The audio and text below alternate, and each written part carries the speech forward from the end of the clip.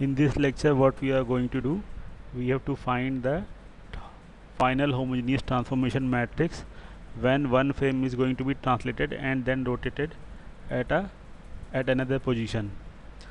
In earlier lecture, we already discussed about the different transformations that we have to perform for finding the Dynavit-Hartenberg equation on those based parameters. So I'm going to write the Dynavit-Hartenberg notation scheme for finding kinematic relationship between adjacent links. So as per the transformation we made, that first transformation we made regarding translation about red axis, then the second transformation we made rotation about red axis, the third transformation we made, it is translation about x axis from this intermediate frame to the final frame, and the fourth transformation we make, that we rotate x about x axis so that the red axis is parallel to the line which is perpendicular to the common normal. So these are the four transformation we performed for projecting a point from this I frame to I minus 1. This is the fourth transformation we make. Okay, so on the basis of this, the final homogeneous transformation matrix, that if a point is lying over here, suppose we consider a point P over here in this frame, and so for projecting a point P from xi frame to xi minus 1, the parameters on the base of Dynavit-Hartenberg notation scheme are, that is homogeneous transformation matrix for translation, sorry, this is to be z axis about red axis, this is theta I joint offset. The second transformation we made about z axis is rotation, which is represented by joint angle, that is theta I, sorry, actually this is di, I by mistakenly write over here, this is di,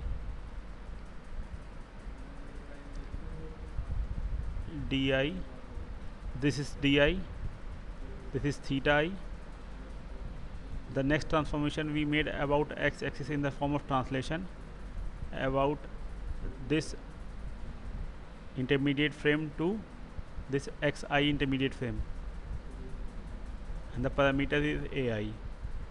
Okay, and the last transformation we made, that is rotation about x axis, and the parameter represented by alpha I. So on the basis of these four parameters, we can find the kinematic relation between two adjacent links. Now I am going to write the matrix which is going to be used for finding or projecting a point from one frame to another frame. So on the basis of this first parameter, this is actually performing a translation.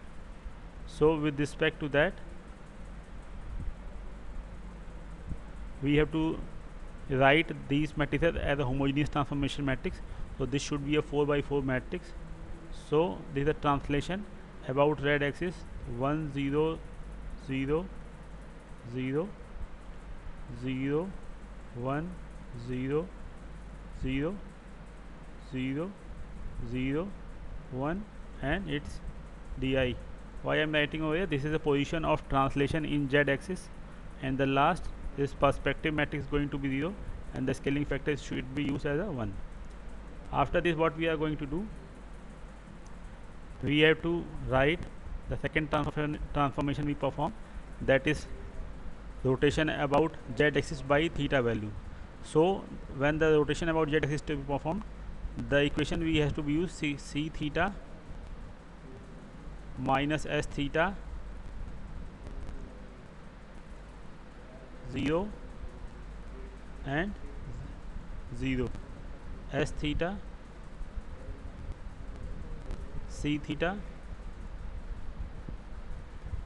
0 0 0 0 1 0, and at last for perspective and scaling this should be 0 0 and 1. So this is the homogeneous transformation matrix when we are performing any rotation about z axis for finding the kinematic relation between two links.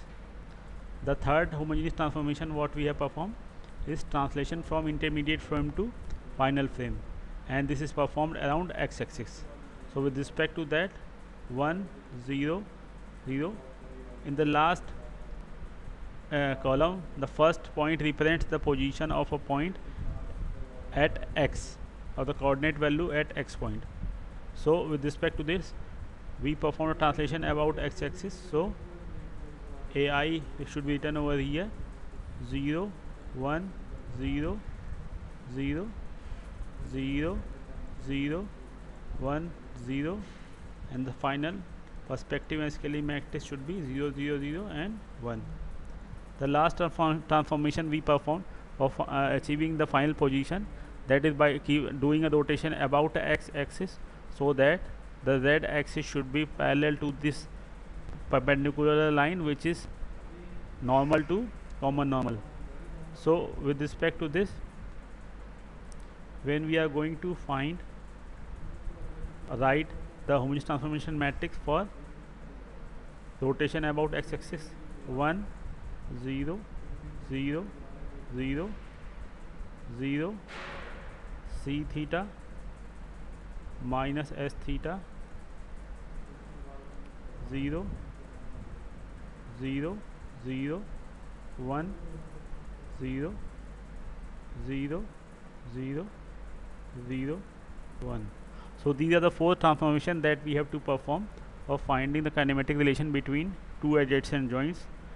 So with the help of this, we can find the final matrix by multiplication all these four matrices, so that a common matrix should be achieved, with the help of which we can find the tool position or the position of end effector with the help of variables.